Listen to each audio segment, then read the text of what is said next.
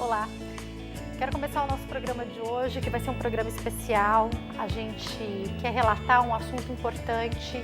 O índice de suicídio tem crescido no Brasil em vários locais e a gente vê a importância de falar sobre carinho e cuidado com as pessoas que sofrem de depressão, de tristeza, que não têm conseguido superar um problema.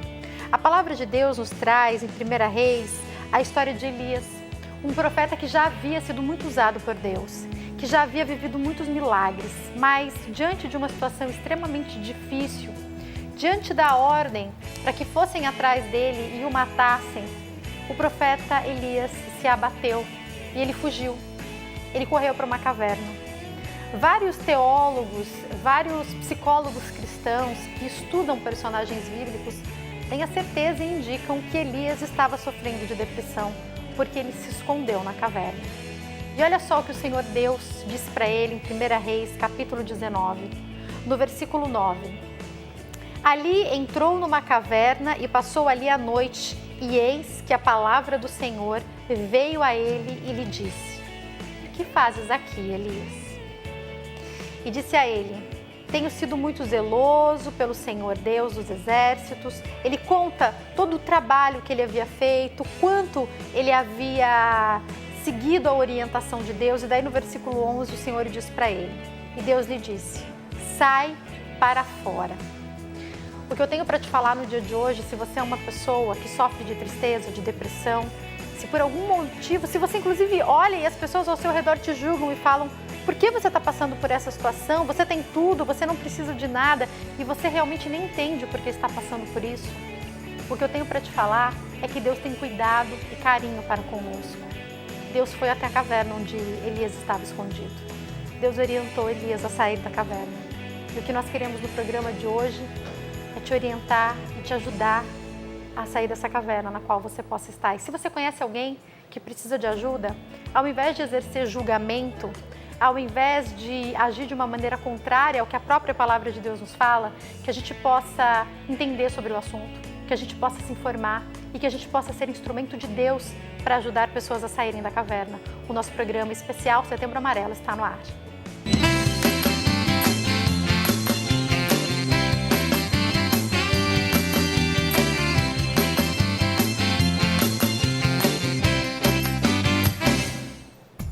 Olá, muito boa tarde. Obrigada a você que me assiste do Brasil, de fora do Brasil, de qualquer lugar do mundo. Obrigada pelo seu carinho, pela sua audiência. É um prazer ter sempre você aqui conosco. Eu te espero nas redes sociais, no Instagram, @JaqueStefano, e na fanpage facebook.com/JaquelineStefano.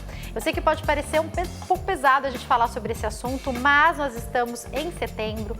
A gente tem falado muito sobre prevenção ao suicídio e nós vamos conversar hoje com a doutora Verusca Gendov, que é psicóloga. Nós vamos esclarecer as nossas dúvidas sobre esse assunto com ela, de toda a questão do psique, do que pode levar uma pessoa a pensar no suicídio e tudo mais. E nós vamos conversar também com o pastor Paulo Eduardo, que é pastor da Primeira Igreja Batista de São Paulo e conta conosco sobre um trabalho que eles fazem, inclusive com pessoas cristãs. Eu convido você a participar através das redes sociais, deixando o seu comentário, deixando a sua pergunta, suas dúvidas sobre o tema. A gente está preparando tudo com muito carinho para ajudar quem precisa e principalmente para também informar toda a população, porque nós podemos ajudar quem está perto de nós. Vamos começar dando aquele giro. Tudo bem, João? Boa tarde.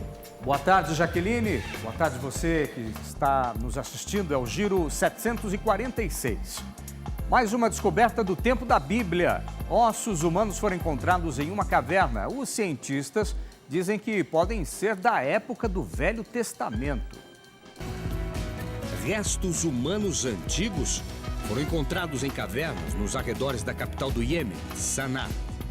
Os ossos espalhados datam de mais de 3.000 anos, mas eles foram danificados por saqueadores que procuravam tesouros. Dentro das cadeias montanhosas de Shalem, os arqueólogos dizem que os ossos da mandíbula, coxa e outros restos encontrados foram de 2 corpos que provavelmente foram mumificados. Os ossos foram encontrados em um buraco cavado em uma caverna na cordilheira. Segundo o ministro da Cultura, Abdullah Al-Kibisi, os restos mortais pertencem a colonos que residiam na área no final da Idade da Pedra. As múmias foram extraídas por saqueadores em busca de ouro. A cidade de Saná foi fundada há 2 milênios e o centro da cidade já foi movimentado por comerciantes e atraiu turistas em tempos mais calmos. Sabá e outros reinos do Iêmen forneceram o incenso e a mirra, transportados por caravanas do deserto para perfumar os templos da Terra Santa e da Roma Antiga. O Giro vai seguindo. A tecnologia 4.0 é para melhorar a sua vida, hein? Por exemplo, em Paris, as multas serão agora aplicadas de acordo com o som que você emite. Um barulho que não é natural. É dos motores das motocicletas. Um subúrbio de Paris está testando um novo sistema que pode identificar veículos barulhentos e também a sua localização, para depois multá-los automaticamente. O dispositivo, que o prefeito chama de radar sonoro, foi instalado em um poste de luz no centro de Villeneuve-les-Roi, uma cidade próxima ao aeroporto de Paris. Ele será ativado assim que um novo projeto de lei do governo permitir que tais sistemas sejam aprovados. A cidade ligará as gravações de som às câmeras de vigilância da polícia e emitirá automaticamente multas aos infratores. O projeto de lei permitirá que as autoridades locais experimentem sistemas para registrar e multar os pilotos que excederem os limites de ruído. A França já possui uma legislação que limita o ruído do veículo, mas é difícil de aplicar, pois depende da polícia capturar os infratores individualmente. E a gente encerra com o campeonato de melancia. Ele aconteceu na Eurásia. Sim, meus amigos, agora tem também campeonato de melancia. Na verdade, isso acontece todos os anos na Bielorrússia. Até o presidente do país esteve por lá para abrilhantar o acontecimento. Ele participou da colheita da melancia na capital do país, Minsk. Este ano, foram quase 20 toneladas de melancia que foram colhidas só em um dia. Para a colheita, a estimativa é de um total de 500 toneladas em todo o país. A melancia é muito popular, pois é um dos poucos frutos que prosperam principalmente no verão, disputadíssimo na região. Muito bem, você pode me seguir pelo Instagram, @João_Ruth. Jaqueline, volto amanhã, se o Pai assim permitir, porque o Senhor é bom. Obrigada, João. Até amanhã, se Deus quiser. E agora a gente segue no nosso programa especial. A gente vai esclarecer as dúvidas hoje sobre prevenção ao suicídio, sobre o cuidado de pessoas, sobre cuidar de gente nesse Setembro Amarelo. Daqui a pouco a doutora Verusca Gendorf, que é psicóloga, estará aqui conosco, mas eu já começo o bate-papo com o pastor Paulo Eduardo, que é pastor da Primeira Igreja Batista de São Paulo. Tudo bem, pastor? Tudo bem, Jaqueline? Boa tarde, tudo bem? Prazer te receber aqui, Muito obrigado. Falando hoje sobre um assunto que me causa muita curiosidade no meio dos cristãos. Pastor, recentemente repercutiu nas redes sociais o suicídio de um pastor de uma igreja americana. Jovem pastor. Jovem. Ele tinha um Instagram no qual, com família, com filhos, com a esposa. Ele tinha um Instagram no qual ele dividia um pouco da história dele, do problema com a depressão. E o que mais me chamou a atenção foram várias pessoas repostaram e eu fui ler alguns comentários. Os comentários das pessoas falando que quem tem Jesus não tem depressão, quem tem Jesus não passa por luta, quem tem Jesus não se mata, que ele devia estar endemoniado. Pastor, essas coisas falaram tão fundo ao meu coração, porque a própria palavra de Deus nos relata momentos em que várias pessoas precisaram de ajuda. Eu abri o programa com a passagem em que Deus vai até Elias e o retira da caverna em um momento de extrema dificuldade. Afinal, quem serve a Deus não pode passar por uma tristeza profunda? Muito bem colocada a questão por você, Jaqueline. A gente tem que lembrar que vários dos grandes, diríamos entre aspas, heróis bíblicos, mesmo sendo heróis, eram tão humanos a ponto de terem desejado até a não existência mais. Moisés, em um determinado momento da caminhada, da trajetória do povo entre o Egito e a Terra Prometida, momentos tão complexos, ele chegou a compartilhar com Deus: olha, está pesado de mim, está pesado demais para mim, prefiro que a minha vida seja tirada. O episódio de Elias, como você mencionou. O próprio Cristo, o Senhor Jesus, em Getsêmani, Lucas registra que ele, estando em Jerusalém, ia a Getsêmani regularmente, como lhe era de costume, e ele chegou a dizer: a minha alma está triste até a morte. O apóstolo Paulo chega a dizer que ele preferiria ter a sua vida tirada e levada ao Senhor, mas ele tinha compreensão de que a sua missão aqui ainda não tinha terminado. Então esse é um grande equívoco. Os heróis bíblicos, homens de fé, gente que foi usada por Deus, a nossa referência máxima, Cristo, foram pessoas que passaram por momentos assim.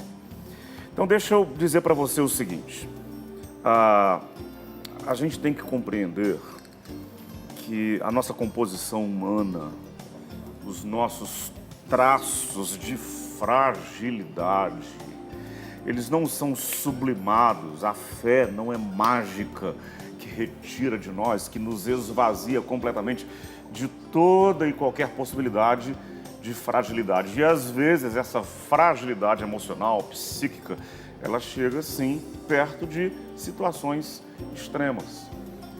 Aqui não seria o caso, mas vamos lá, a gente migrando um pouquinho para a biologia. A gente sabe que boa parte das pessoas que têm problemas de depressão são pessoas que têm um mau funcionamento hormonal, no seu vezes. Metabolismo. Então, a comunicação entre as células nervosas, os neurônios, que se chama de sinapse, em muitos casos, essa comunicação, essa sinapse, ela é mal feita por deficiência hormonal. A pessoa precisa de reposição de medicamentos, com medicamentos. Enfim, ela é uma cristã, é séria, é serva de Deus, tem a presença do Espírito Santo, tem Cristo vivendo na vida dela, mas tem uma limitação orgânica. Enfim, a gente precisa ter muito cuidado com isso, tá certo? Para dividir o que é o que, né? O que é o que. Sim, é verdade, pode acontecer, penso eu que no transcorrer do programa a gente talvez desemboque nesse tema. Sim, pode acontecer de pessoas atormentadas por alguma coisa de natureza maligna, sim.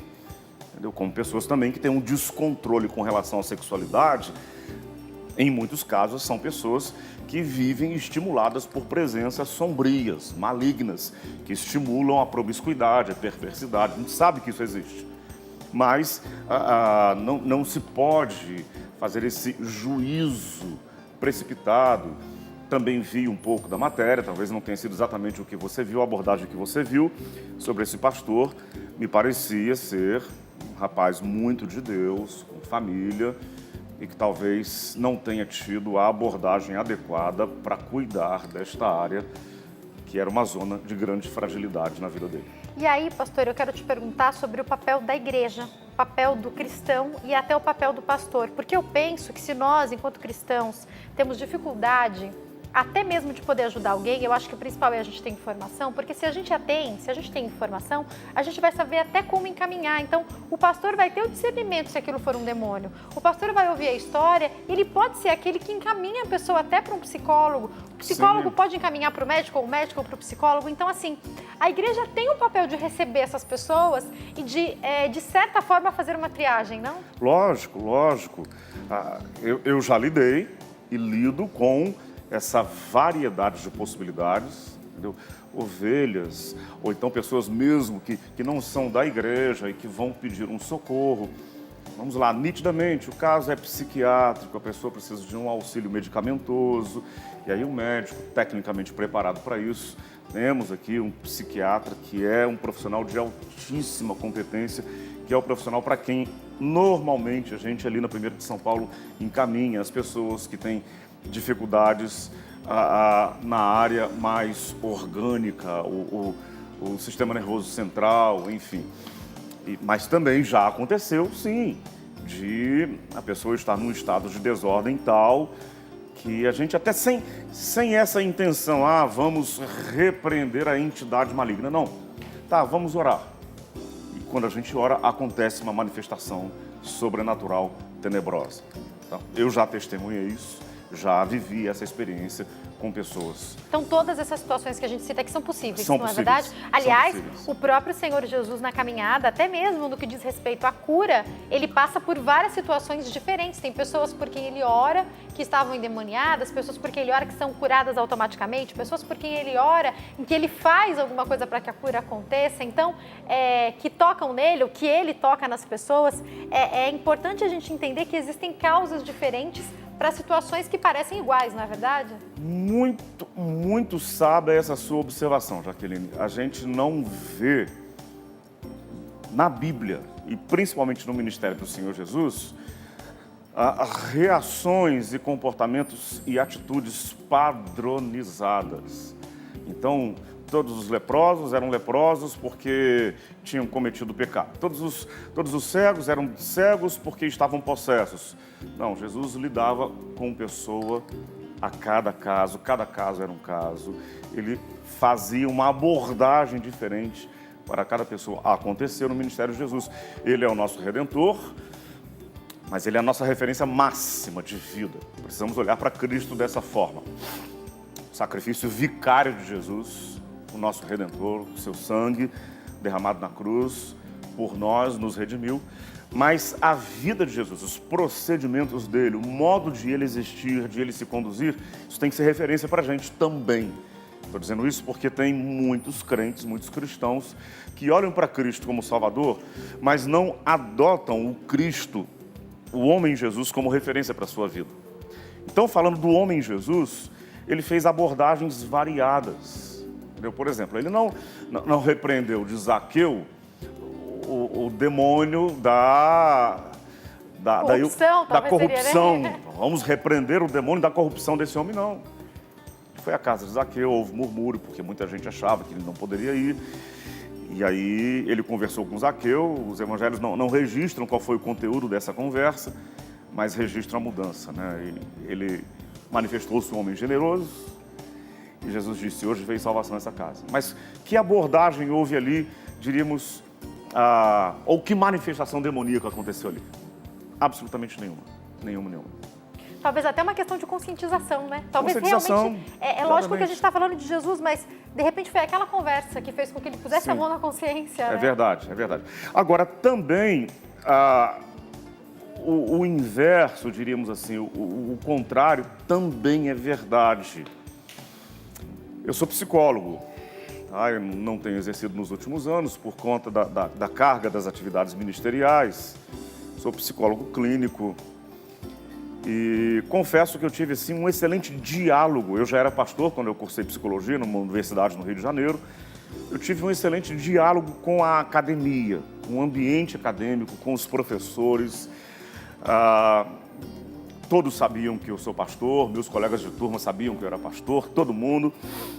E não existia aquele conflito, aquele embate, a fé versus a academia, o pensamento. Isso não era o problema, Não, né? Isso não era o problema. Mas eu via claramente na abordagem acadêmica, muitas vezes, que ficava uma lacuna, entendeu? Deixa eu dar um exemplo para você. Uma vez uma professora, porque eu tinha um grande apreço, uma grande professora, uma doutora em psicanálise, uma grande professora. Ela fez em sala de aula uma seguinte afirmação, todas as manifestações de entidades, conforme no âmbito, na dimensão da religião, argumenta-se que existe, né? Seja por parte dos protestantes evangélicos ou por parte das religiões afro-brasileiras de matriz africana.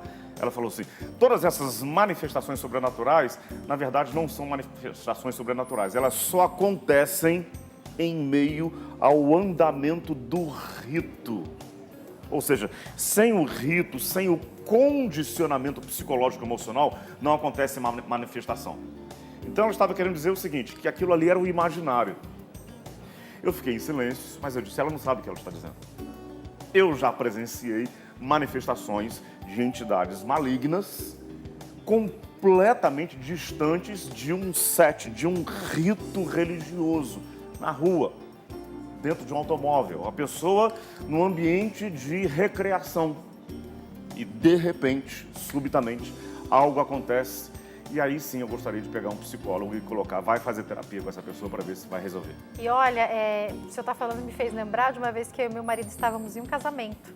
E uma pessoa era convidada, ele estava super contrariado pela situação que estava acontecendo. E nós começamos a ver o que estava acontecendo ali. A gente falava, meu Deus, ele vai manifestar. E pelo olhar, quer dizer, a gente estava em uma festa. Numa festa, então, isso. Não era um contexto para isso. Nós não estávamos no meio de um rito. Era na hora da celebração da cerimônia. Nós estávamos numa festa.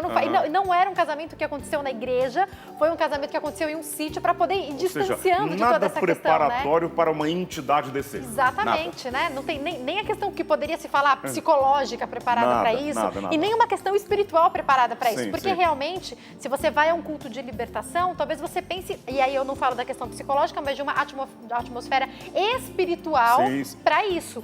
Mas muitas vezes essa manifestação acontece no meio de algo que não era para acontecer, naturalmente no dia a dia, pensando, né? No contexto do dia a dia, do cotidiano. Acontece e acontece muito.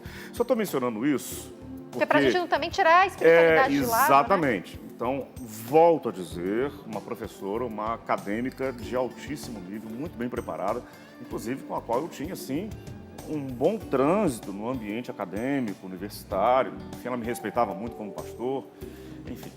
Mas, nitidamente, quando ela falou isso, não, a manifestação, entre aspas, do sobrenatural só acontece se inserida em um rito que condiciona a pessoa a isso. Aí eu, em silêncio, porque eu também não queria construir uma coisa acalorada, uma universidade, enfim. Eu achei que seria um mau testemunho para a fé cristã, mas eu pensei cá com os meus botões, como a gente fala, né? Eu pensei, não sabe o que ela está dizendo. Não. Desconhece. Até porque o próprio Senhor Jesus lidou com situações em que eram demônios. Exatamente. E ele soube exatamente o que fazer, né? Quando era, ele demonstra para nós quando era momento de orar para expulsar demônios, por exemplo, né? Sim. Então, a gente vê muito isso. Voltando àquela questão que eu achei muito interessante que você abordou, as atitudes e os procedimentos do Senhor Jesus, elas não eram atitudes, não eram procedimentos iguais, padronizados. Faça uma fila aqui, porque nós vamos fazer igualzinho de todo mundo. Vamos expulsar o demônio de todo mundo. Não. Foi a casa de Nicodemos, conversou com Nicodemos, refletiu com Nicodemos. Nicodemos, você precisa abrir o seu coração para uma outra dimensão que vai além do religioso. Você precisa ser visitado pelo céu, pelo Espírito de Deus, nascer de novo. Zaqueu, a gente entende que foi isso, Zaqueu, não viva para ganhar dinheiro. Viver para ser rico é a pobreza. Tem tanta gente precisando. E aí Zaqueu abre o seu coração para Cristo, para o Evangelho, enfim. Mas também aconteceu como no caso do Gadareno, né? Uma repreensão, tá ali uma manifestação de entidades múltiplas e ali não tem essa conversa. Ali é para chegar e dizer, sai. Eu tenho que ir para o intervalo, pastor. No próximo bloco, a doutora Verusca Gendov, que é psicóloga, vai se unir a nós nesse bate-papo. E eu acho muito importante a gente voltar esclarecendo sobre a importância do apoio, da ajuda, independente de qualquer uma das causas diagnosticadas do porquê uma pessoa pensa em suicídio. E eu quero no próximo bloco também falar sobre um fenômeno que tem chamado a atenção, que é o fato de jovens, crianças e adolescentes se cortarem, se machucarem e pensarem em tentar tirar a própria vida. Seja por desafios de grupos ou seja por problemas em casa. O que está acontecendo? A gente tenta entender daqui a pouquinho. Não sai daí que eu já volto.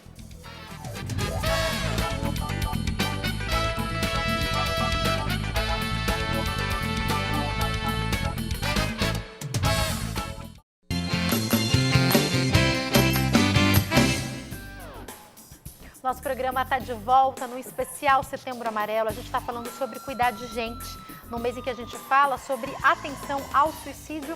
E eu estou conversando já com o pastor Paulo Eduardo, que é pastor da Primeira Igreja Batista de São Paulo.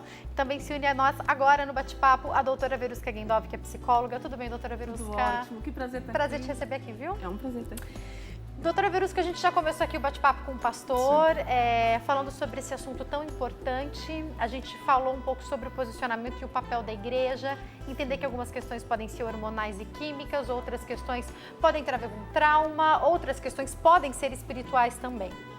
Mas o que me chama muito a atenção, doutora, é que a própria Organização Mundial da Saúde muda a maneira de tratar questões relacionadas ao suicídio e se pronuncia dando à mídia a abertura para falar sobre o assunto, ainda assim com muita cautela, porque a gente sabe que para algumas doenças, ideias podem surgir a partir do momento em que a gente fala como alguém se suicidou, como alguém tentou o suicídio. Mas agora a gente entende a importância de falar. O Brasil, infelizmente, tem subido um ranking, estava em 9º, de 8º para 7º lugar já, o que nos chama muita atenção. E quando eu converso com professores, eu ouço falar que ainda que se tente não alardar, muitos jovens têm tentado suicídio. O que você percebe, doutora? Isso é uma realidade muito triste que a gente tem percebido no dia a dia, clinicando.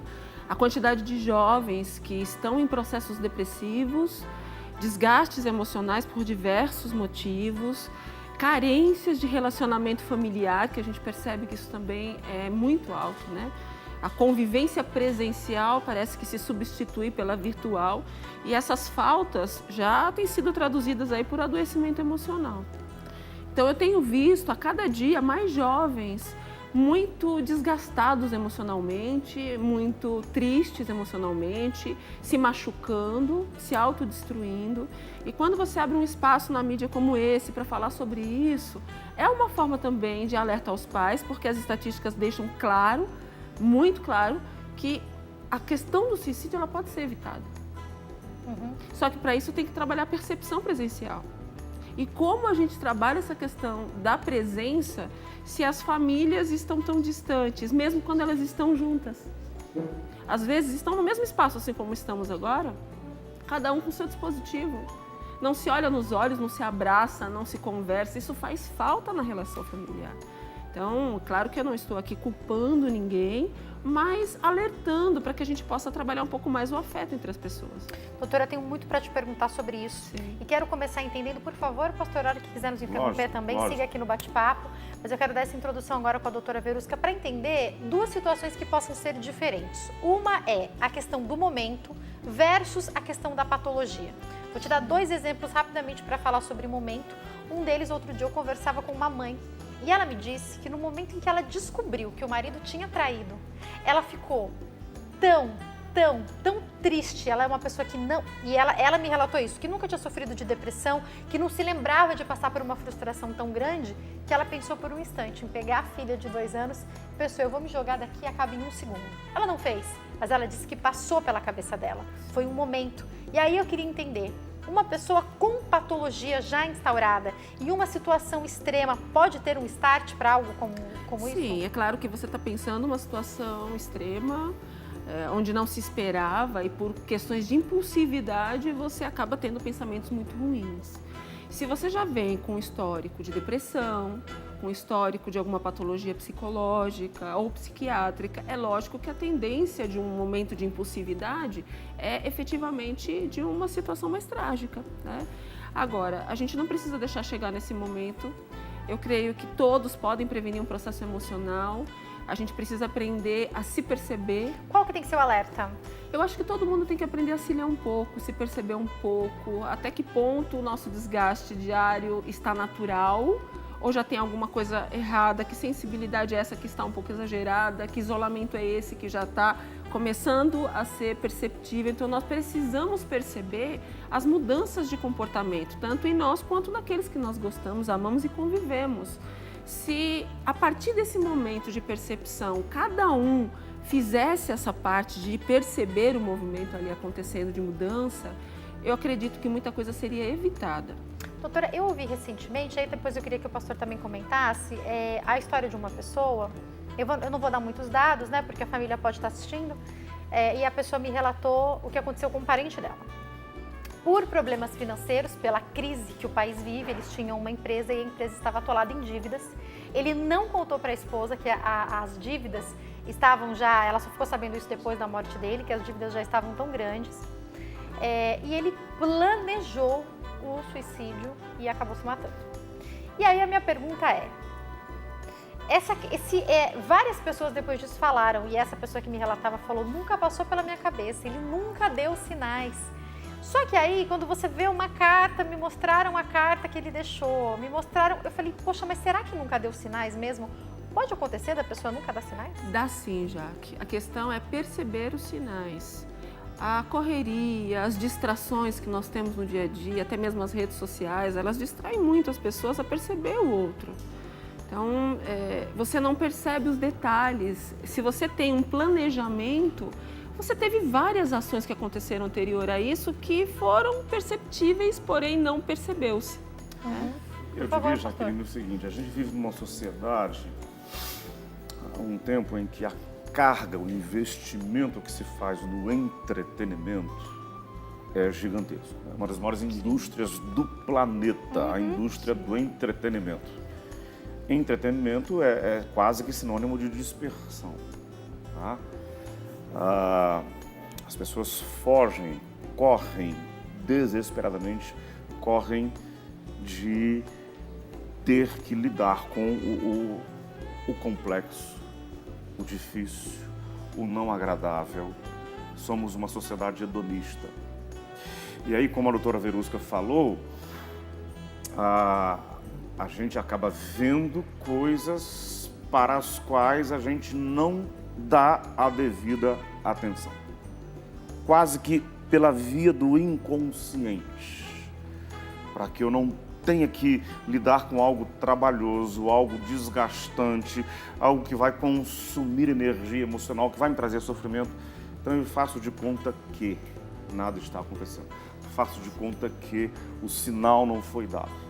Pastor, desculpa te cortar, mas é que o senhor falou agora e me lembrou de uma coisa tão importante. Daí a gente não precisa ir tão perto, a gente pode até falar sobre algo que a gente faz todo dia, que é perguntar para alguém, tá tudo bem? Se a pessoa, outro dia eu perguntei para alguém, tá tudo bem?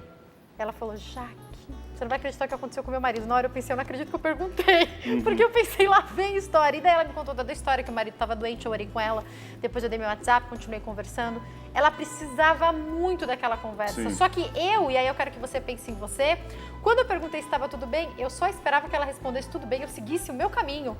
Mas naquele momento, ela precisava de ajuda e de uma conversa. E daí eu fiquei imaginando, quantas vezes a gente pergunta para alguém se está tudo bem, exatamente na linha de raciocínio do que o pastor está falando, a gente nem quer que a pessoa responda que não está tudo bem, porque a gente não quer ter que se preocupar com o problema do outro. Não é verdade, pastor? É verdade.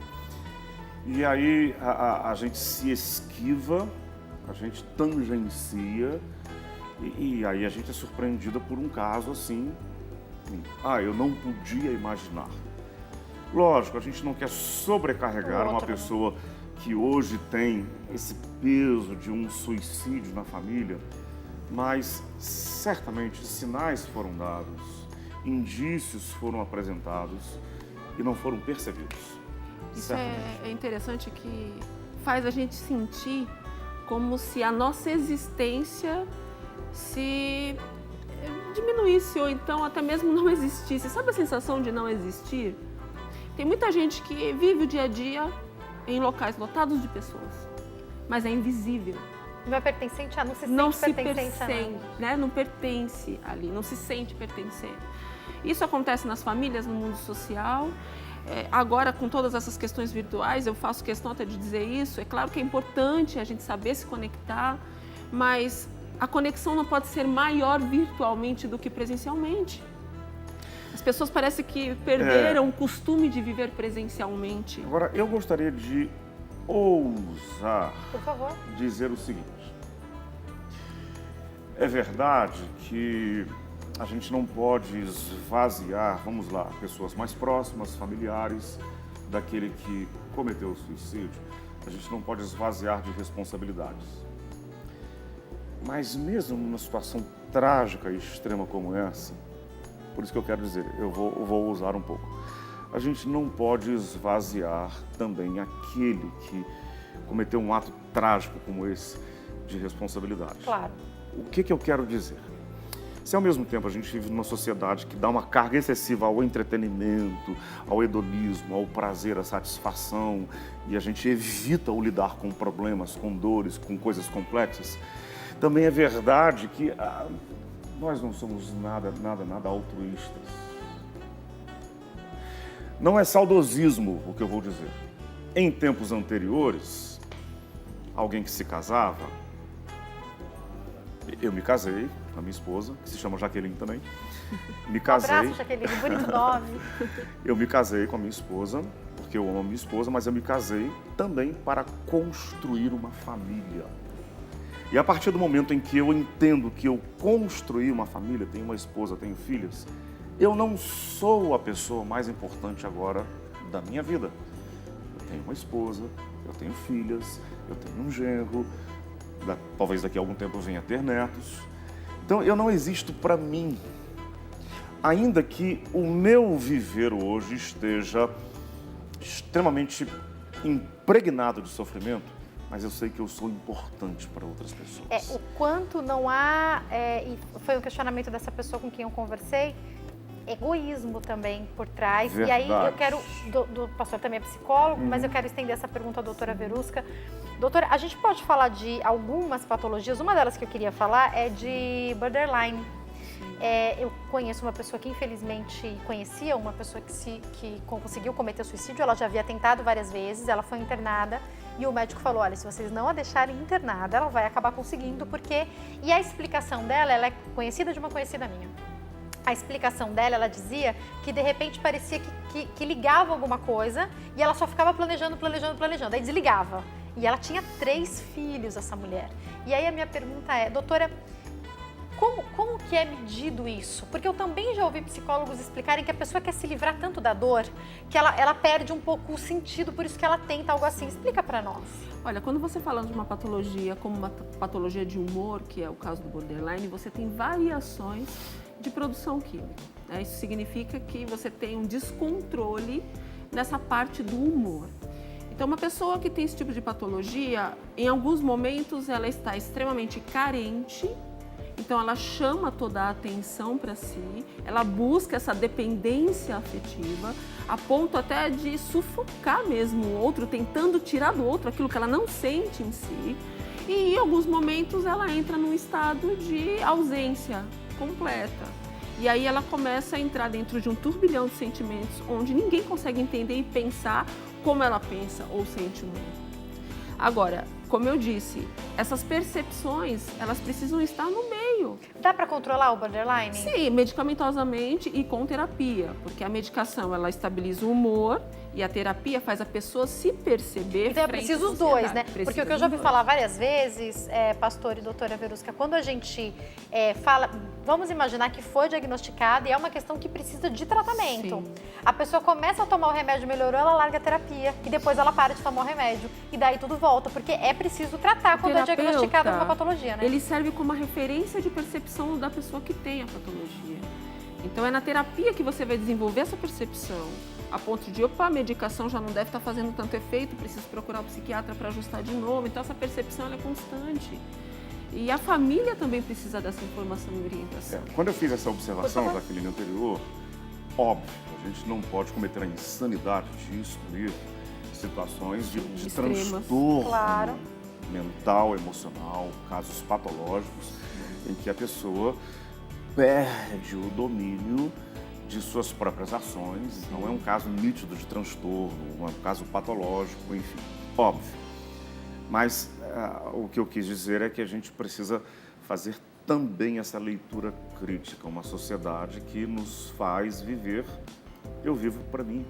E aí, pastor, mas o que o senhor falou é muito importante, porque talvez quem está nos assistindo já teve esse tipo de pensamento, Sim. pode parar para pensar o que você vai fazer, o que vai acontecer com os filhos, com o marido, com a esposa, com os pais, com a família.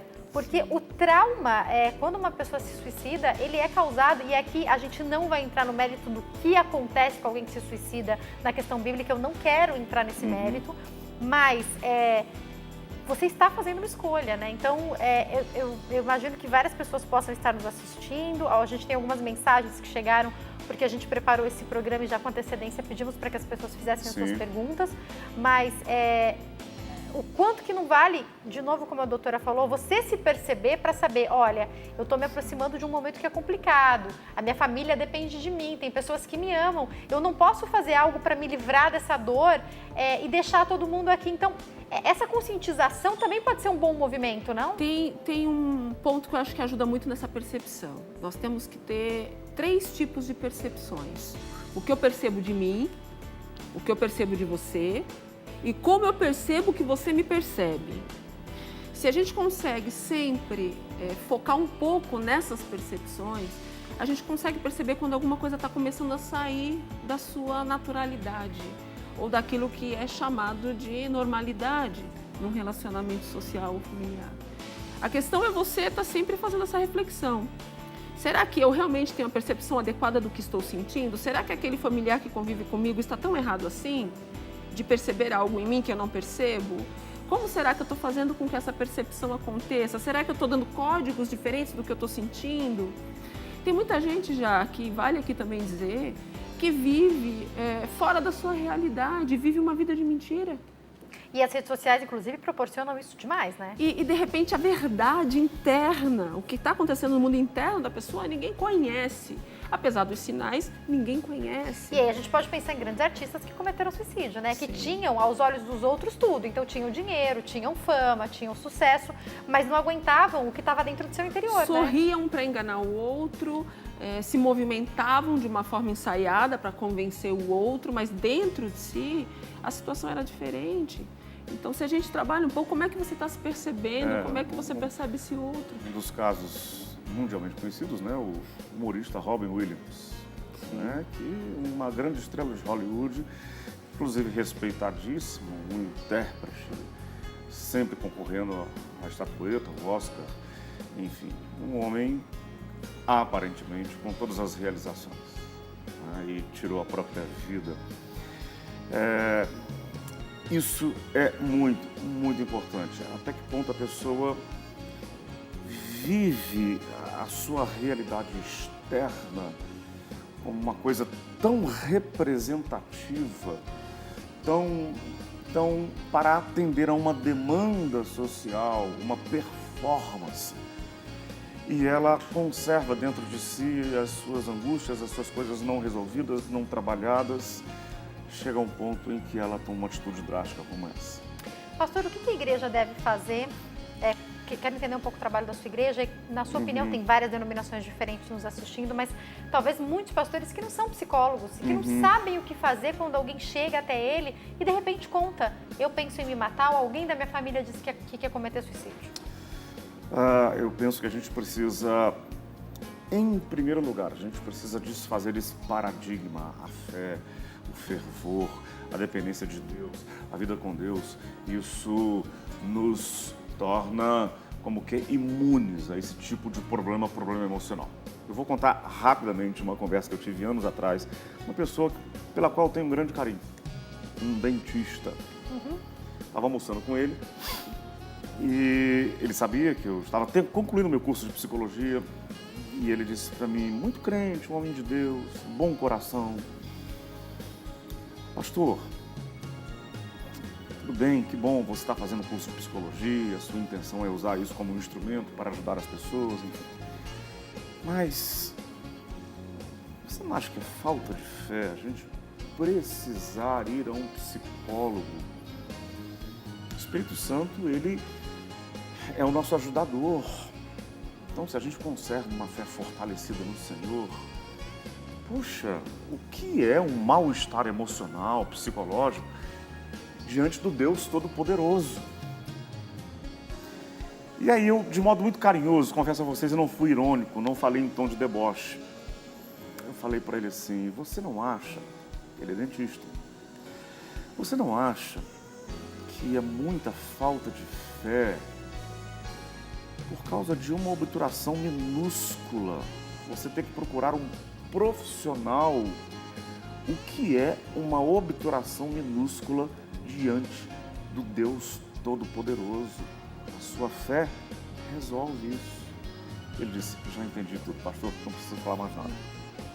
Então a gente precisa desfazer esse paradigma, desmontar esse conceito equivocado. Outro dia uma pastora que é psicóloga falou sobre isso, ela deu um entendimento que eu gostei muito, porque ela falou: nós temos os médicos para cuidar do corpo, Sim. os pastores para nos ajudarem a cuidarem do espiritual, e nós temos os psicólogos para cuidarem da questão mental, para cuidarem da alma, como a gente entende, dos sentimentos e dos pensamentos.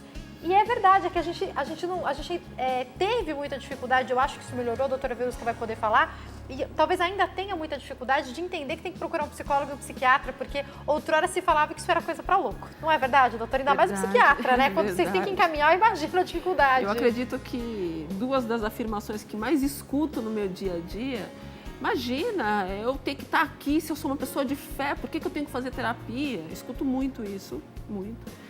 E essa questão, não, eu não sou louco para procurar um psiquiatra, porque um psiquiatra? Então, tudo aquilo que a gente não vê, não toca, parece que a gente não quer acreditar que exista, né? E quando a gente lida com questões de sentimento, com emoções, parece que por não saber como tocá-las, parece que elas não existem. E negar sua existência é que tem feito muita gente adoecer. É verdade. Até a própria medicina, que bom que mais recentemente isso tem sido mudado, a própria medicina ela foi durante um bom tempo excessivamente organicista. Ou seja, abordar o ser humano é a enfermidade que se manifesta no tecido, na pele, no corpo, nos ossos, A gente não precisa sangue. ir muito longe. Tratamentos eram considerados bruxarias, né? Exatamente. Então, assim, essa questão de misturar um pouco do que é espiritual com o que é físico e o que é do psiquê, ela sempre aconteceu, né? Pela dificuldade do ser humano entender isso. Então, óbvio, também faço questão de dizer, com imenso respeito e reverência para com a medicina, uma das ciências mais valorosas, merece todo o reconhecimento, mas durante um bom tempo isso foi excessivo, ou seja, a desconsideração de todo um elemento emocional, psicológico, processo psicossomático. Se separava, né? Não, isso aí tá inventando quando era uma questão psicológica, né? Não tem nenhuma prova, não fiz nenhum exame, não tem nada. Exatamente. Graças a Deus, isso hoje tem melhorado um pouco. Os médicos, quando percebem que durante todo o seu processo de análise clínica, ele percebe que não tem o que se tratar fisicamente, organicamente, mas existe um adoecimento ali que ele precisa dar continuidade. Muitas vezes esses pacientes vêm para ser tratados com psicólogos. E aí eu vou até falando aqui algumas coisas que eu acho que é importante para quem está em casa. Por exemplo, uma pessoa que faz todos os exames clínicos orgânicos e não tem nenhuma doença, mas vive com processos renais. E aí, quando a gente começa a fazer um processo terapêutico, percebe que esse acúmulo de pedras renais vem de mágoas, vem de processos de raiva. A Bíblia já dizia. Decepções.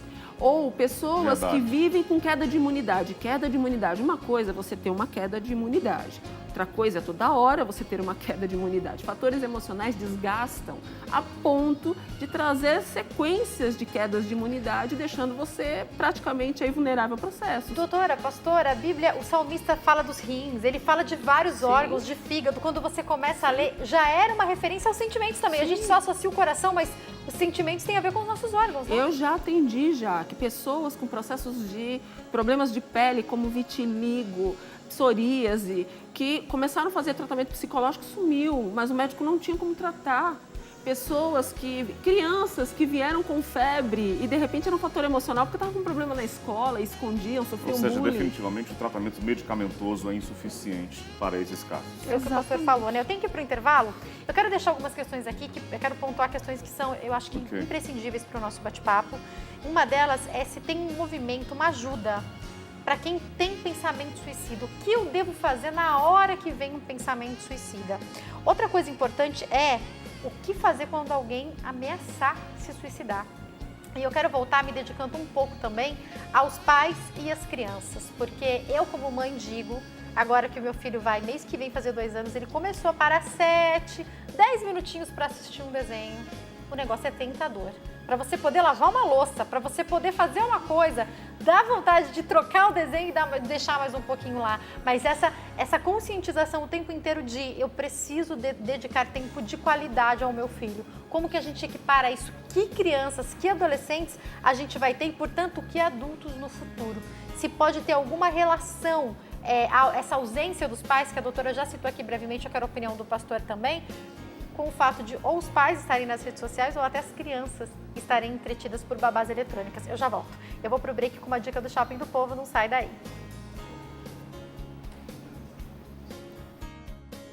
Olá, já que todos vocês que estão aí acompanhando o nosso programa, que é esse programa tão especial, eu estou aqui no Shopping do Povo também com uma dica muito importante para vocês. Já está disponível aqui no Shopping do Povo o CD Coração de Adorador do pastor Jaime de Amorim, aquele CD tão esperado que eu tenho certeza que todos vocês já sabem cantar os louvores que nos levam até a presença de Deus. Então este CD lindo, todos nós devemos ter este Coração de Adorador. Já está aqui no Shopping do Povo, na Avenida São João, no número 815, próximo à Estação República do metrô. Mas você também pode adquirir no nosso site spovo.com.br ou pelo Televendas 0 Prestadora 21 2141 5100. E é isso aí, já que essa foi a nossa dica de hoje, continua com você.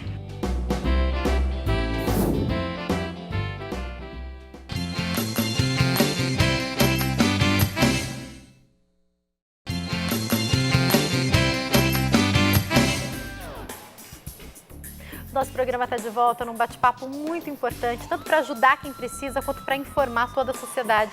A gente hoje faz o especial Setembro Amarelo e eu volto já com a doutora Verusca Guendorf, que é psicóloga, e com o pastor Paulo Eduardo, que é pastor da Primeira Igreja Batista de São Paulo, falando sobre algo interessante que eu li nas redes sociais. E o alerta era a farsa do Setembro Amarelo, a importância da gente falar disso o ano inteiro.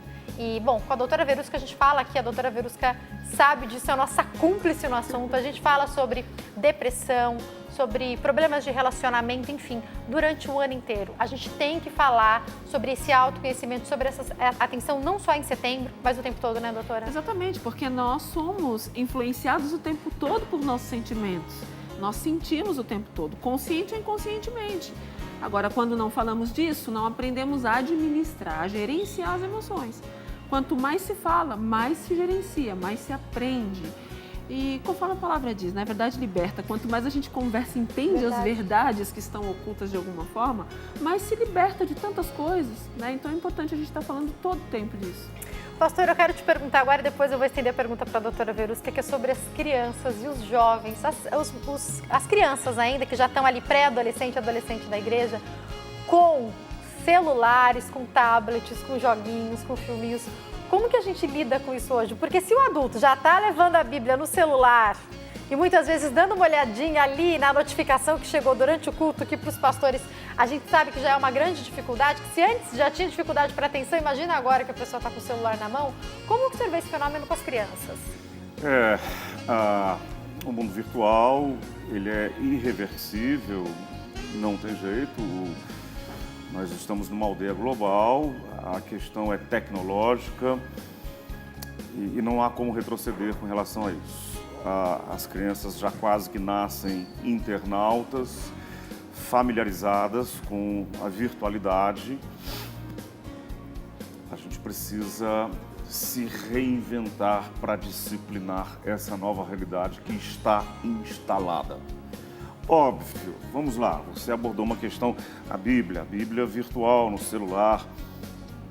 A gente não pode reivindicar ou solicitar que as pessoas... Não, quem anda com a Bíblia realmente é aquele que está com o livro preto na mão. A gente sabe de igrejas e mais igrejas repletas de jovens.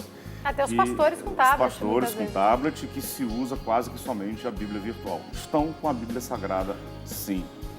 Mas é preciso que haja também acerca dessa nova realidade que está, volto a dizer, que está instalada, é preciso que haja disciplina.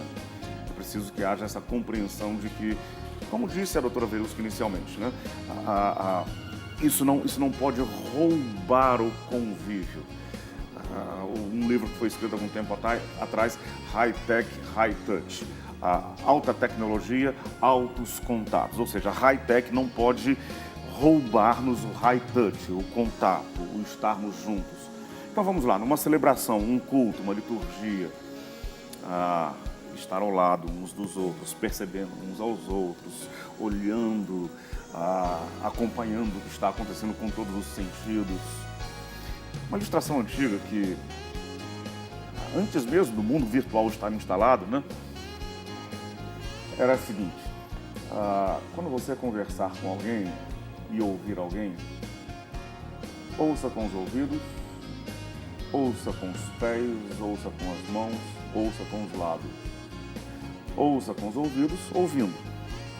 Ouça com os pés, pare de andar e fazer o que você está fazendo para ouvir. Ouça com as mãos, pare de fazer o que você está fazendo com as mãos para ouvir. Ouça com os lábios, faça silêncio para ouvir. Ou seja, ouça. Ouvir é mais do que o aparelho de audição. É prestar atenção mesmo no outro. Captando sons. É prestar atenção. Eu acho que precisa se ter consciência acerca disso.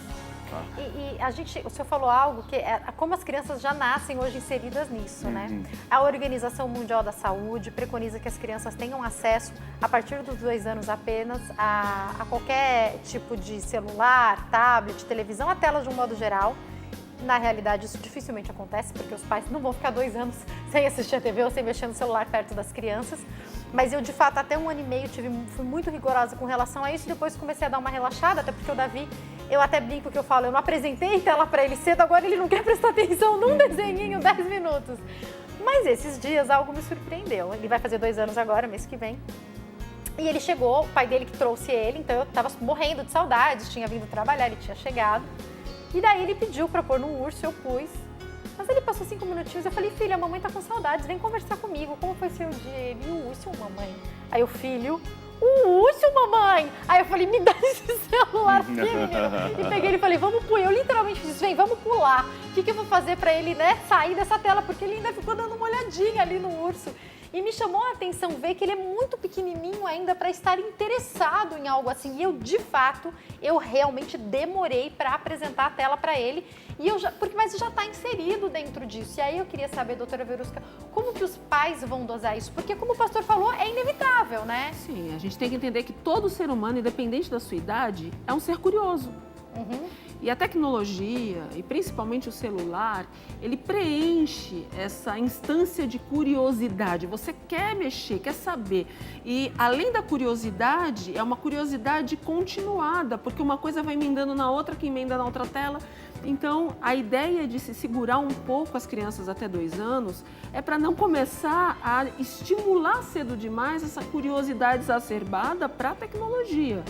Agora, é lógico que hoje também já se tem uma tabela de idades, onde cada idade existe um tempo máximo para que você não ultrapasse o tempo de condicionamento mental. Até porque os desenhos para as crianças de cada faixa etária já vem com esse tempo. Os que o Davi assiste tem média de 7 minutos. Sim. É isso que pode, né? Cada idade exige um tempo. Quanto mais velho, um pouco mais de tempo, porque você passa a ter controle do seu condicionamento emocional. Agora, se apresenta cedo demais, você vai ter uma criança que vai sempre se distrair muito fácil, uma pessoa que vai estar estimulada demais com a tecnologia, sem falar da iluminação da tela, sem falar da estimulação apenas com os dedos, e a criança precisa ter estimulação com o corpo todo. As brincadeiras, elas estimulam a criança de uma forma geral e não apenas concentrada nas pontas dos dedos. Então, tudo isso tem que ser prestado atenção. Então, eram só 8 minutos, mas eu não aguentei esperar os 8 não. A hora que eu vi que ele de repente, a mãe e o pai que está em casa está se perguntando, mas e se passar do tempo? Se passar do tempo, seu filho ele vai ser mais ansioso, mais impulsivo, ele vai desenvolver patologias emocionais cedo demais, vai ser uma pessoa que vai ficar dependente do uso da tecnologia. Então é importante seguir esses padrões, né? Exatamente. O seu pediatra pode te dar essa indicação, pastor. Sem dúvida alguma, esses procedimentos mais práticos e que a partir de dados de observação, resultantes de observações, eles são medidas e são procedimentos recomendáveis, mas eu digo que é muito importante que se tenha essa consciência de que é preciso que se exerça disciplina sobre isso, controle, se estabeleça limites. Se é 10 minutos, é 10 minutos, Exatamente. Se é uma hora, né? É preciso que se saiba, o que a doutora Verusca falou, né? O nosso elemento curiosidade, que é inerente ao ser humano, a qualquer ser humano. Sim. Há pouco tempo nós comemoramos aí 50 anos da chegada do homem à Lua. Me surpreendeu. Um dos ex-astronautas, ele disse, os computadores que foram usados pela NASA para levar o homem à Lua, eles eram menos potentes do que esse celular que nós temos na mão. Isso está aqui na mão de uma criança de 4 anos de idade, de 5 anos de idade, um computador mais potente do que aqueles que foram usados para levar o homem à Lua. Isso é uma coisa assim, é um deslumbre, uma coisa fantástica. Nós é que não percebemos o gigantismo disso, porque isso foi sendo inserido gradativamente e nós não nos demos conta. O que é que eu quero dizer com isso? Sem disciplina, sem limites, sem controle, isso é um caos. Doutora, quando a senhora cita esses sintomas do que pode acontecer com essa criança, a gente pode falar em um adulto mais propenso ao suicídio? Sim. É lógico que eu estou potencializando muito, sim, né? claro que dentro de uma proporção. Mas a gente tem que imaginar que essas questões, quando você sana a sua curiosidade temporária numa frequência muito grande, você cria um aumento de um hormônio chamado dopamina, que é um hormônio ligado ao prazer. Ninguém pode ter um hormônio do prazer elevado o tempo inteiro, porque isso desestabiliza todo o nosso processo mental. Então imagina uma criança que desde muito cedo já apresenta um aumento demais de um hormônio de prazer, ele está lidando com isso diretamente, e lá na frente você acha que você vai sanar o prazer dessa pessoa de que forma? Então essa pessoa vai crescer insatisfeita, vai crescer insegura, vai crescer ansiosa, então a probabilidade de desenvolver uma patologia é alta. E mais um detalhe, doutor Verusca, Jaqueline, a dopamina, ou seja, o excesso de prazer, infantiliza a pessoa. Sim, rouba da pessoa a sua condição de lidar de modo maduro e adulto com as questões da vida. Por isso que a gente vê, não é coincidência, né? Volto a dizer, esse excesso de carga que se dá ao entretenimento, ao prazer. E, vamos lá, a geração canguru. Adultos que vivem dentro de casa, dependentes do pai e da mãe emocionalmente, que não saem para providenciar a própria vida. O excesso de carga que se dá à necessidade de prazer infantiliza pessoas. Tem uma quantidade de jovens hoje, Jaque, que sofrem de um processo que eu chamo de bloqueio cognitivo. Tem um aumento dopaminérgico tão agudo que se bloqueia capacidades afetivas, necessidades básicas. Tem jovens hoje sendo internados porque eles não sabem parar o uso da tecnologia. Começam a jogar ou começam a utilizar e ficam assim por horas, 10, 12, 15, 20 dias, né? Horas. E não sentem fome, porque o bloqueio cognitivo te faz perder a percepção de si, não percebem o básico de necessidade. A gente fala que isso é uma realidade muito distante, mas aqui no Brasil a gente tem casos assim, não tem? Doutora? Nós já temos aqui clínicas de desintoxicação tecnológica. Doutora, chegou uma pergunta aqui, daria um bate-papo, um programa inteiro, só essa questão da tecnologia, né? Chegou pra gente uma pergunta, porque a gente abriu já para enquete nas nossas redes sociais antecipadamente. Eu não vou falar o nome, porque eu não sei se ela quer se identificar, mas o final do nome dela é Falu, não vou dar o nome completo. Ela pergunta quais os principais indícios que uma pessoa apresenta para chegar ao suicídio. Aqui a gente tem que estar atento na vida do outro ou a nossa própria vida, doutora? Qualquer mudança brusca de comportamento, principalmente ligada a um isolamento. Uma pessoa que não tinha um costume tão grande de estar ligado a um computador trancado no quarto e não quer que ninguém entre no quarto. Comece a perceber que pesquisas essa pessoa faz na internet. Muitas vezes ela está pesquisando formas de morrer na internet. A mudança brusca de comportamento sempre é um ótimo sinal. Ninguém é de um jeito e muda bruscamente do dia para o outro. Os sinais eles vão acontecendo devagar, mas você vai percebendo que o movimento vai agravando, principalmente o isolamento, a negatividade, a tristeza constante, a angústia. As pessoas elas questionam muito essa angústia, no fundo, Jaque. A maioria das pessoas que se suicidam, elas não querem fazer isso. Mas elas acreditam, de forma errada, por conta das distorções que acontecem emocionalmente, que a morte seria o alívio para a dor, a angústia que ela carrega dentro do peito. A depressão é uma das principais patologias, doutora? Sim, porque é uma das que mais leva a pior a suicídio. Mas nós temos também surtos psicóticos, outras questões psicológicas que também são graves. Mas a depressão ainda é o maior movimento que acontece quando uma pessoa quer pensar em morrer. Ela não aguenta lidar com essa dor. Tem pessoas que descrevem um peso no peito constante, dormindo, acordando com esse peso no peito. Chamado de angústia, né? Exatamente, angústia. Que as pessoas relatam ser como dor física, eu já ouvi isso, Sim. né? É a angústia que difere daquela angústia conforme natural, definido no né? senso comum. Eu estou angustiado por um problema. Não é essa angústia, né? É angústia que beira a dor física, como você falou. É algo difícil de ser definido pela pessoa que sente, mas é uma dor, é uma angústia que paira, assim, quase que nessa região, que chega a ser uma dor física. Quer ver uma coisa que ajuda as pessoas até identificarem? Você que está em casa e de repente, eu queria saber se o que eu sinto de repente pode ser isso. Essa angústia, ela é um processo de desgaste emocional, independente de ser químico ou emocional, ou as duas coisas. Isso vai fazendo com que sua musculatura na região peitoral comece a ficar mais rígida, dificultando seu processo respiratório. Então você sente fisicamente essa região endurecida, a ponto de ter dificuldades até em alguns momentos de respirar. E aí emocionalmente você sente um aperto que não passa. Enquanto você não trata e começa a trabalhar em cima do que fez com que você sentisse esse tipo de situação, você fica com esse tipo de peso no peito muito grave. Isso vai agravando para outras áreas do seu corpo. Tem pessoas que ficam com dores e aí você começa a ver inflamações, que é a fibromialgia, e a situação ela vai piorando, a ponto da pessoa não querer viver para sentir mais aquilo. Aliás, quando a gente fala de doenças como fibromialgia, a própria medicina não fechou um porquê, né? Claro, você tem, é como se fosse uma inflamação no seu sistema nervoso central. Vai trocando de lugar, né, me parece? Tem pessoas que sentem pelo corpo todo, tem pessoas que não conseguem tomar banho, porque a água, quando bate no corpo, dói.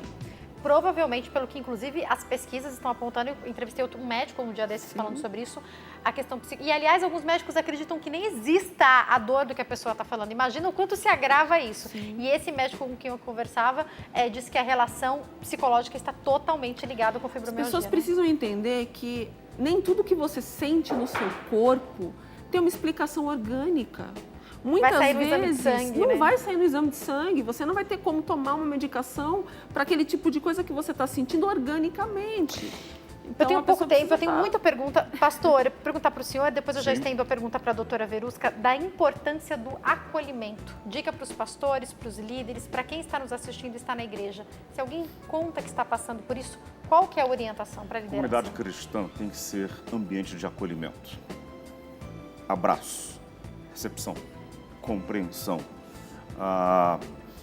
e não de julgamento, não de dedo em riste, não de musculatura visível e rígida. A comunidade cristã tem que ser um ambiente de acolhimento. Pessoas que chegam trazendo suas cargas, trazendo suas complexidades emocionais, elas têm que ser compreendidas, abraçadas, auxiliadas. Muito cuidado, querido colega pastor. Você que é pastor de uma comunidade cristã, seja ela de orientação doutrinária tradicional, conservadora, seja ela de uma orientação doutrinária pentecostal, neopentecostal, trabalhe para que a sua comunidade abrace essas pessoas, aborde a questão psicossomática ou a questão psicológica, emocional, de modo terapêutico, para que as pessoas sejam acolhidas, tratadas, tenham esse olhar. É muito importante que a igreja tenha essa abordagem. Doutora, qual a importância do apoio? E eu já te faço a pergunta de um dos nossos telespectadores que quer saber como eu posso ajudar alguém que fala que pensou em se matar. A partir do momento que você percebe ou começa realmente a ter uma atenção sobre o que está acontecendo com o outro, é importante que você sente com essa pessoa e diga para ela que ela pode ser ajudada. Por mais que ela acredite que não, mostre o quanto ela está perdendo e não buscar ajuda, se coloque à disposição de levar, de estar com ela, de ser companhia, de aceitá-la, de poder realmente estar ali dando todo o apoio necessário para essa pessoa poder ir até um profissional. É muito difícil essa pessoa ir sozinha. Ela precisa ouvir que ela é querida e que se tem uma importância sobre a vida dela e que ela é importante. Olhe nos olhos dessa pessoa e diga, você é importante para mim, porque eu quero poder te né? ajudar. Porque ela não consegue perceber isso, ela tem falhas nessa percepção. Mas quando você olha nos olhos, pega na mão dessa pessoa, olha nos olhos e diz, você é importante para mim, eu não vou desistir de você. Quando você faz isso, essa pessoa já vai sentir algo diferente. Eu vou marcar e você vai comigo, eu vou levar você. Eu vou acompanhar o seu processo, eu vou fazer parte da sua vitória. Isso faz toda a diferença para quem está num momento difícil como esse já. Doutora, para caminhar infelizmente para o fim, quando algum pensamento suicida vem, tem alguma resposta, algo que eu possa fazer para mim mesmo para isso passar? É uma das perguntas. Quando você percebe que não está bem, você tem que na hora já buscar uma pessoa de sua confiança para conversar. E muitas vezes a pessoa da família, o pastor, o seu líder, alguém que possa te dar uma orientação, alguém que possa ter um olhar de fora, porque às vezes você pode não estar percebendo direito por conta das falhas de percepção. Alguém que goste de você e você começa a dizer o que você está sentindo, mas é para você se abrir. Estou me sentindo assim, estou com pensamentos assim. É poder, através dessa verdade, fazer com que você receba ajuda. Se você ficar de boca fechada, fica difícil, né, pastor? Doutora Verusca, me lembro bem, um professor que eu tive também, um excelente professor de psicanálise, mas no curso de psicologia, ele falava, olha, cuidado para que vocês não depositem sobre os pacientes de vocês todo aporte teórico. E aí ele chamava a seguinte atenção, uma frase que me chamou a atenção nos 5 anos. As pessoas querem ser ouvidas, querem ser ouvidas. As pessoas chegam um set terapêutico precisando serem ouvidas. As pessoas chegam na igreja, numa comunidade cristã, precisando serem abraçadas, serem ouvidas. Isso por si só já é extremamente terapêutico. Falando nisso, o que vai acontecer na igreja de vocês? Conta pra gente. Nós, como igreja, a Primeira Batista de São Paulo, somos uma igreja que tem sim, eu posso dizer, me perdoe, eu não falo isso com arrogância, com orgulho, mas nós temos um olhar muito voltado para a comunidade, para prestar serviços às pessoas, e nós estamos sim construindo algo que estamos convictos vai ser uma abordagem bem interessante nesse campo da psique, do emocional. Doutora Verusca, que é da nossa igreja, compartilha com o público sobre isso. Olha, é um prazer a gente poder lançar um serviço que vai ajudar a população. Então, nós temos 2 objetivos. Nós vamos lançar um serviço que vai ajudar você que sofre com algum tipo de processo emocional, não sabe como fazer, quem procurar. Então, nós estaremos de portas abertas, uma data específica do mês, para ajudar você a entender. Nós vamos trabalhar um processo emocional. E para você que é pastor, você que é líder, quer de repente entender melhor, quer receber um treinamento, quer saber como fazer, como gerenciar as dores emocionais das pessoas que você lidera, procure também a gente. Tanto o pastor Paulo quanto eu estaremos desenvolvendo esse trabalho a partir agora do mês de outubro e todos podem participar. A partir do dia 5 de outubro já. Dia 5 de outubro, na Primeira Batista de São Paulo. Eu vou deixar então, eu tenho aqui o e-mail, é isso, né? Vou deixar o e-mail que é secretaria.pibsp@gmail.com. Isso. Para você. Precisa se inscrever? Sim, é necessário se inscrever. Sim. Então, se você que é líder está interessado, seja para você ou seja para ajudar a sociedade, talvez você até já parta de um pressuposto, você talvez seja a pessoa e não queira se identificar, vai lá para assistir, se inscreva, Isso. né? Sim, é importante. Quer ver algumas situações? Pessoas que sofrem com solidão, com depressão, síndrome do pânico, pessoas que estão com conflitos conjugais, conflitos com filhos, não sabem como lidar com sogra, cunhado, nora, não sabe, tem dificuldade de lidar e por conta disso está adoecendo emocionalmente, tem traumas, tem complexos de inferioridade, dependência afetiva, carência, ciúmes, não sabe administrar esses sentimentos. Ou seja, é para todas as pessoas que sentem que não estão mais conseguindo administrar seus sentimentos. Estamos lá abertos para poder ajudar. Convido vocês a voltarem para falar sobre vários desses assuntos ainda mais vezes aqui. Prazer. Quem quiser entrar em contato com a doutora Verusca tem um canal do YouTube, que é Verusca Guendov, lá ela traz orientações sobre vários assuntos diferentes. E o telefone 0 operadora 11 98249 0073. Importantíssimo a gente falar da importância desse trabalho que vocês estão fazendo. Parabéns, viu, pastor? Muito obrigado. Parabéns também, doutora Verusca. Prazer recebê-los aqui. Obrigada por terem vindo, Prazer. viu? É sempre um Obrigada a prazer. você também pelo seu carinho, pela sua audiência. Conte com a gente. Se você precisar, pode enviar uma mensagem para mim, entrar em contato com a doutora Verusca, com o pessoal da igreja. Nós estamos aqui para te dar o suporte. Deus te abençoe. Uma ótima tarde. Fica com Deus. Tchau.